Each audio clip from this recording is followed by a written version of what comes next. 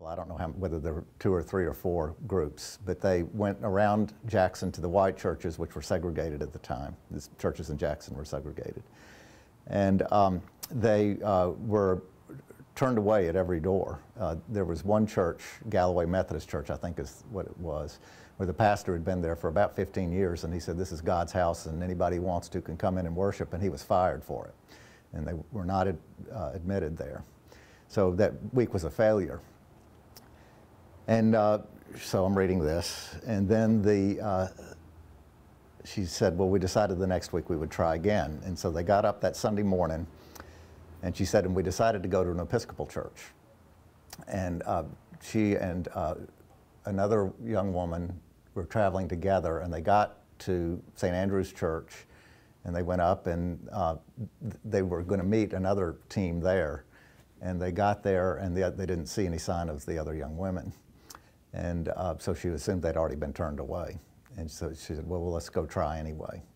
And they went up, and they got to the door, and the ushers said, welcome, and they handed them programs and said, you might have some friends here, would you like to sit with them? And they looked inside, and the other team was already there, seated inside. And they went in and they worshiped. And she said, Ann Moody described how foreign the worship experience was to her in a liturgical church and so forth. And she wasn't sure how she felt about the experience all in all while she was in there. And afterwards, though, she said she was walking through the line, and she shook hands with the minister, who she doesn't name. And she said, and he smiled, and he shook my hand, and he said, come again. And she said, and he said it as though he meant it, and I began to have a little hope. And that was Christoph Keller, Jr. He was the son of, and grandson of Episcopal clergy. His grandfather, George Keller, had gone to General Seminary in the mid-19th century. And Dad went to Washington and Lee. He grew up actually in Montana. His father was a priest out there.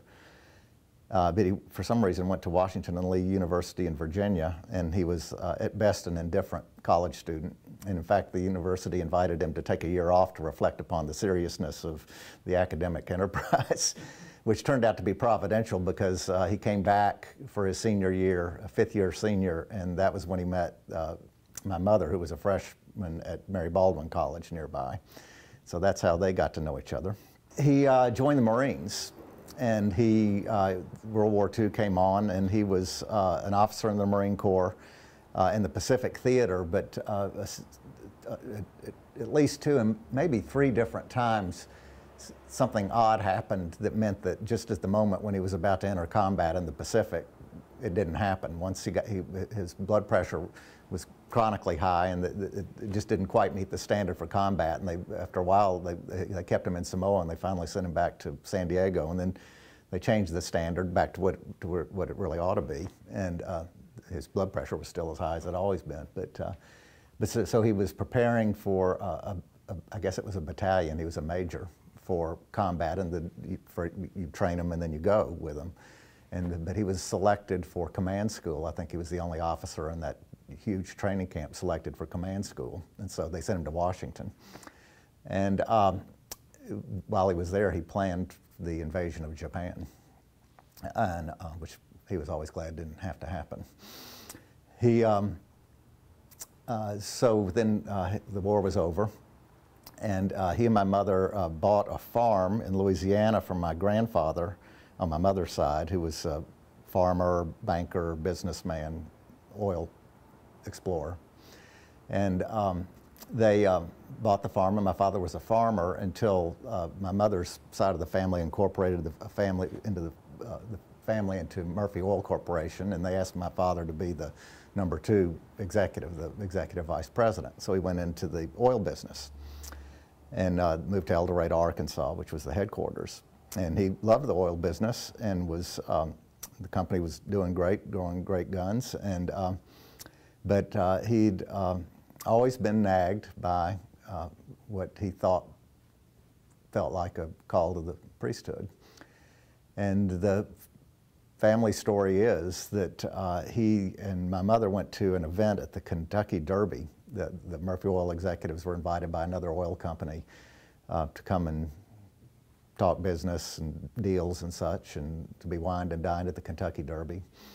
And I'm sure they were feted royally. And they, on the way back, they were driving and somewhere around Memphis before they crossed the Mississippi River.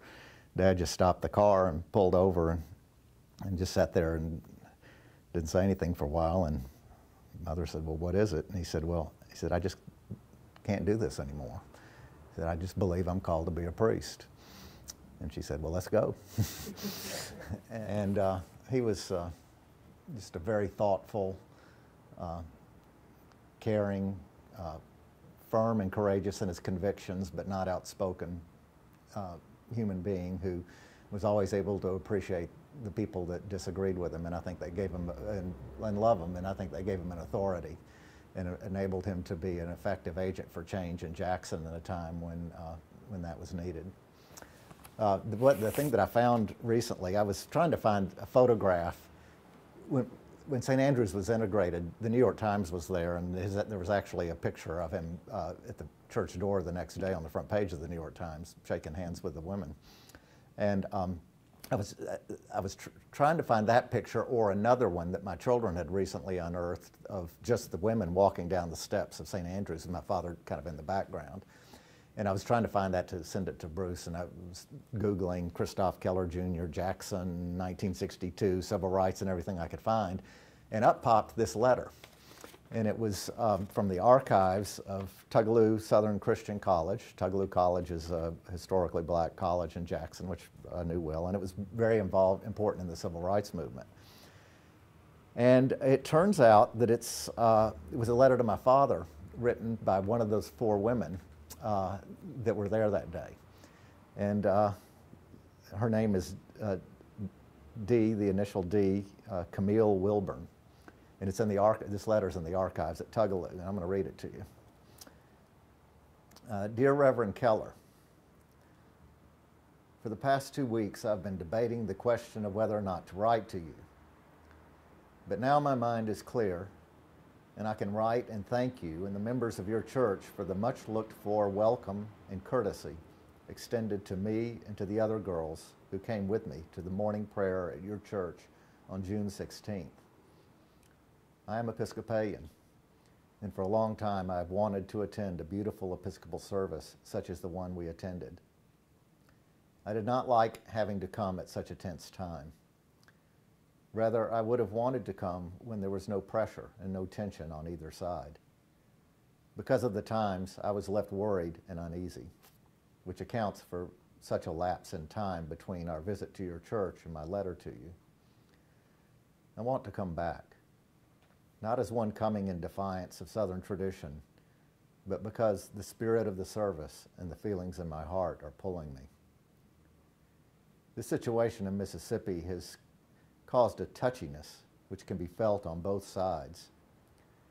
It was due to come one way or another, but I hope, as I know most people do, that the situation will be solved by Christian people who respect the human dignity of all men, regardless of race or color. Again, I thank you for your welcome. I hope that your welcome will radiate throughout the city and state, for in the sight of God, all men are brothers. Most sincerely, D. Camille Wilburn. I think that captures Christoph Keller Jr. pretty well.